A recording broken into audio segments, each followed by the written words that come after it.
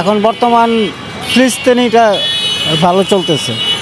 এটা জনপ্রিয়তা বাড়ছে, ওনারা মনে করে যে আমরা মুসলমানের জন্য একটু দাঁড়াই, এই জন্য মিছিল যখন বের করে হাতে একটা পতাকা না থাকলে মনে হয় না যে আমি যুদ্ধকারী, এটাই মনে করে মানুষের সবাই নেয় আর ভালোবাসাই নেয়।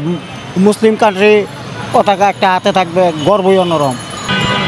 আমার নাম মোহাম্মদ ইব্রাহিম, আমি পতাকা বিক্রি করি 2011 থেকে।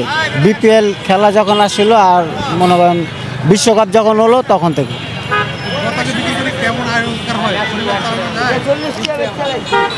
যখন মনে করেন এটা একটা সময় আছে, সময় ছাড়া আমি যদি নিয়ে বেরি তাহলে তো পরিবার চালান যাবে না।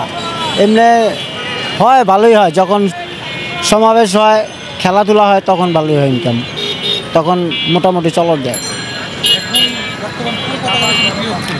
এটা তো ওরা তো মুনাফিকরা যা করার তা তো করতেছে। এখন আল্লাহ যদি ওদের উপরে যদি মার দেয় তাহলে ওরা দুর্বল হইব। আমি আসছি আইসা 3-4টা বিক্রি হয়েছে আমার। জি, আমি তো একদম সর্বনিম্ন রেট যেটা 100 টাকা ওইটাই ছাড়ি। 100 টাকা সর্বনিম্ন, একবারে সর্বনিম্ন। 20 টাকা আসে, পাইকারি কিনে আনি, চকবাজার থেকে কিনে আনি। হ্যাঁ, না, চকবাজার থেকে আমরা রেডিমেড কিনে আনি। হ্যাঁ, 20 টাকা লাভ হয়। এই 3টা বিক্রি করছে এই পর্যন্ত, 3টা। হ্যাঁ, 3টা 4টা টোটাল 3টা। বাংলাদেশ একটা আর ওইটা একটা, 3টা।